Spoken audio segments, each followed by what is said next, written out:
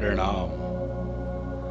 आज हम आपको जीवन की कुछ वास्तविक सच्चाई बताएंगे जिनको आप जानते तो हैं, लेकिन आपका मन इन्हें मानने पर विवश है। आप न तो किसी के मित्र हैं और न ही किसी के शत्रु। आपका व्यवहार है वही मित्र और शत्रु बनाता है।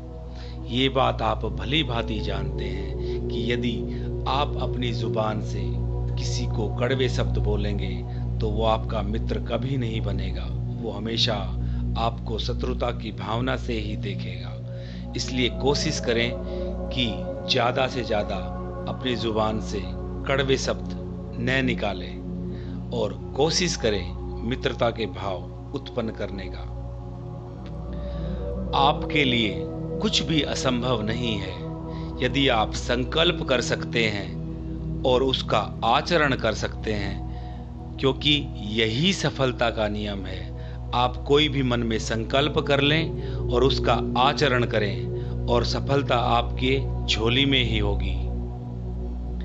असफलता के विचार से सफलता का उत्पन्न होना उतना ही असंभव है जितना कि बबूल के पेड़ से गुलाब के फूल का निकलना। इसलिए आप किसी भी कार्य की शुरुआत में असफलता शब्द लेकर ही मत आए।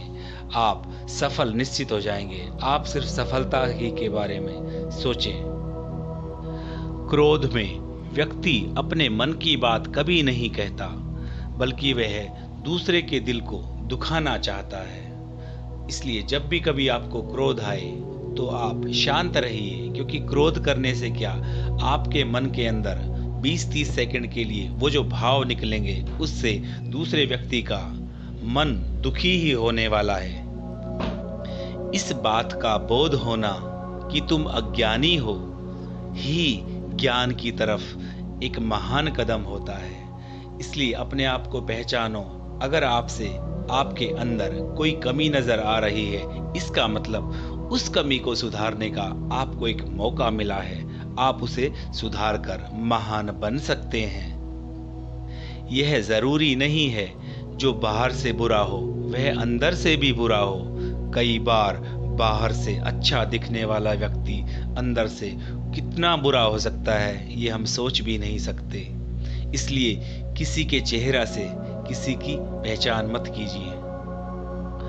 कई वस्तुओं के बारे में सब कुछ जानना व कुछ एक के बारे में कुछ न कुछ जानना ही वास्तविक विद्या होती है। मानव में उतनी ही दिखावटीपन होता है जितना उसमें बुद्धि की कमी होती है।